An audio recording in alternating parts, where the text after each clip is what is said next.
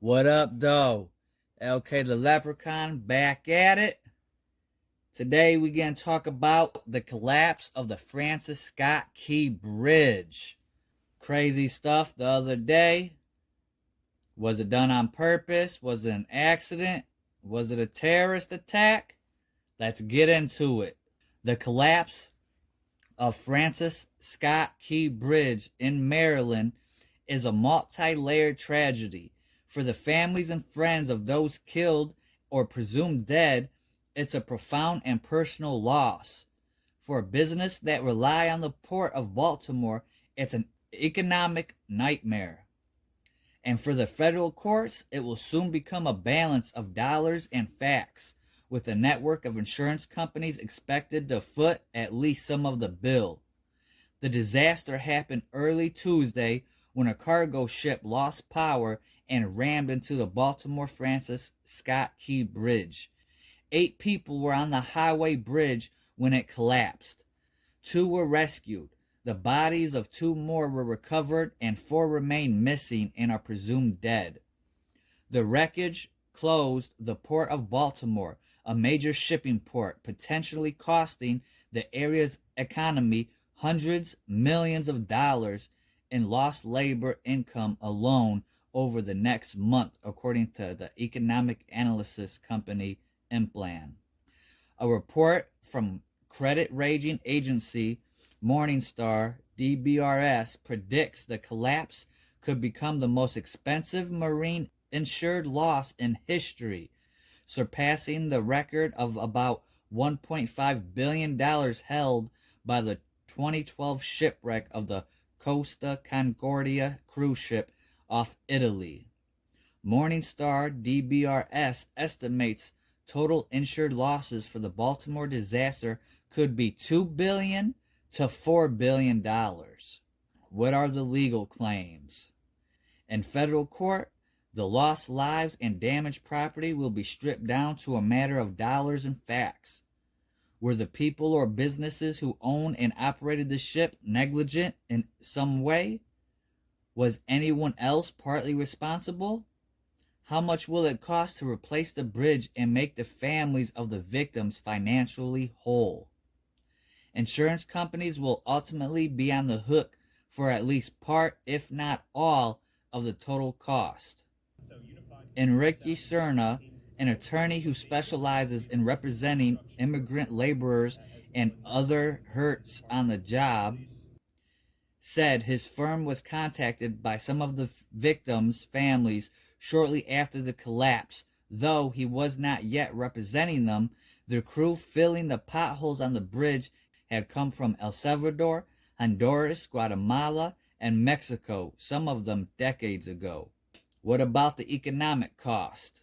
Attorney Thomas Schoenbaum, a maritime law expert and professor at the University of Washington, said despite significant economic damages, impacted businesses will not be able to sue the ship's owners and operators. There's generally bad news about that. In maritime law, pure economic loss damages are not recoverable.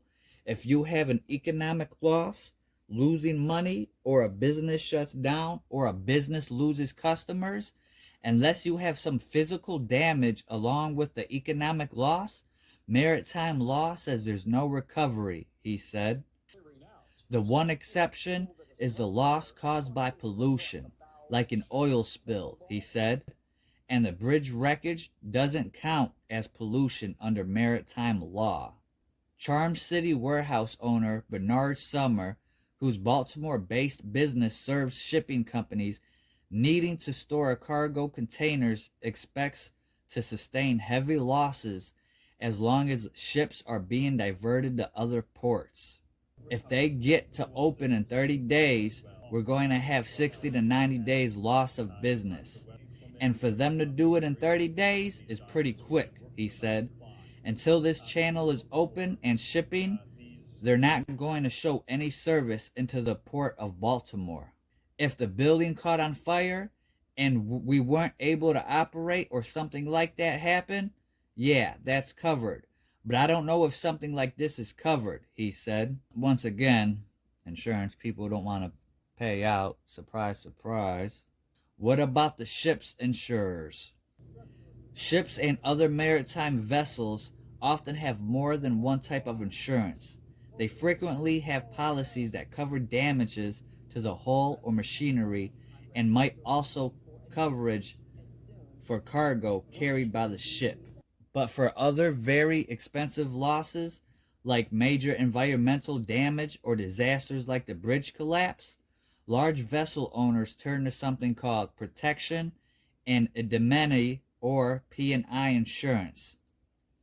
P&I insurance can be provided by clubs made up of several policy holder owned insurance companies.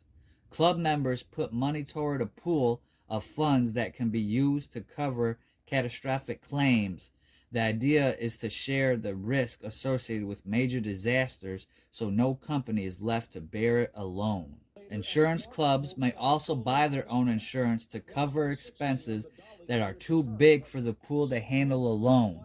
That's called reinsurance. The club is the first insurance that pays out, and then the second payer is the reinsurance. This is a sad story. Some people are saying this the ship container lost power and it went into the bridge and the bridge collapsed. Some people are saying it lost power and then the power turned back on. Some people are saying it was a cyber attack. You know, lots of people speculating what really went on. You know, some people are calling it, you know, a false flag attack or a black swan attack. You know, people with the P. Diddy allegations and all the documentaries coming out with the Nickelodeon and the pedophilia stuff. Some people think this is a way of distracting us from that. Some people think, you know, this is all part of the plan. They're breaking down our infrastructure. This is going to affect our economy, not only in Baltimore and on the East Coast, but the whole world's economy. And now people are talking about other bridges. For example, here in Michigan. Now, Michiganders are saying, you know, how likely is it for the bridges in Michigan to collapse? We have lots of bridges in Michigan, lots of big bridges connecting other countries such as Canada. The Lower Peninsula and Upper Peninsula is connected by a bridge. We have lots of water and lots of bridges. Me and my brother and sisters, we was you know, talking about how we're not gonna go on another bridge unless we got some life vest on, because looking at the bridge collapse, man, it just makes me sad. I could not imagine for any families that were on it, any workers on it, anybody driving across it. It's you know, prayers to the families and victims of the Francis Scott Key Bridge collapse. And then of course there's the conspiracy theories that the bridge collapsed at 1:28 in the morning. Francis Scott birthday was 128 days before this. You know, all that crazy stuff. Of course, Republicans are blaming Democrats. Democrats are blaming Republicans. Prayers out to the family. Let me know your thoughts and opinions. Throw them in the comment section below. Hit that like button. Hit that subscribe button. And I'll catch you on the next one. Much love, peace, blessings, much gratitude.